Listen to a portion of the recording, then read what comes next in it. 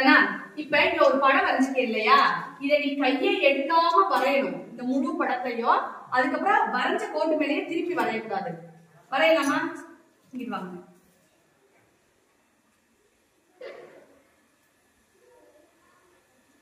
கையை எடுத்துட்டீங்க, நீங்க வாங்க.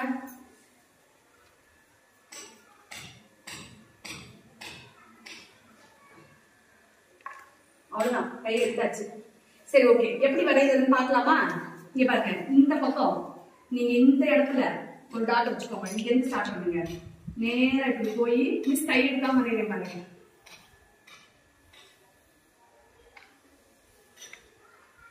கையை எடுக்கவே இல்லைப்பா, முடிஞ்சிருச்சு. கை எடுக்கவே இல்லைல்ல, இது மாதிரி வரைய பழகணும். கண்ணா 3 கோடுகளை மட்டுமே வரைந்து இந்த 9 புள்ளிகளையும் நீ இணைக்கணும். யார் வரைனா 3 கோடு தான் வரையணும். வாங்க இங்க 1 2 3 ஜோடி முடிஞ்சது. 3 கோடு தான் வரையணும். அடுத்து வாங்க, ஷார்ட் வாங்க, போடுங்க.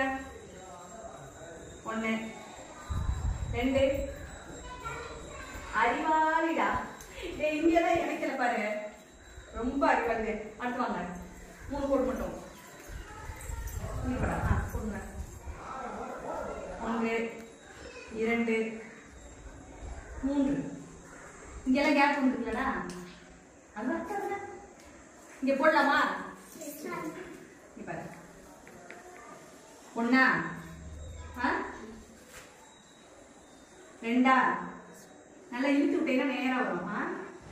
3 பாரு, 1 கோடு 2 கோடு 3 கோடு கரெக்டா? இதை கொஞ்சம் இழுத்து போட்டீங்கன்னா நேரா வந்துடும். இந்த கோடில் நான் பத்தாதனால கொஞ்சம் குறுகி போட்டுருக்கேன். டன்னா கண்ணா, இங்கே ஒரு பூனை வரைஞ்சிருக்கேன், பூனை மாதிரி. சரியா? அங்கே நீங்கள் வால் வரையணும். கண்ணை கட்டி விட்டுருவே வால் வரையணும். போய் வரைங்கயா, போங்கயா வசந்தே.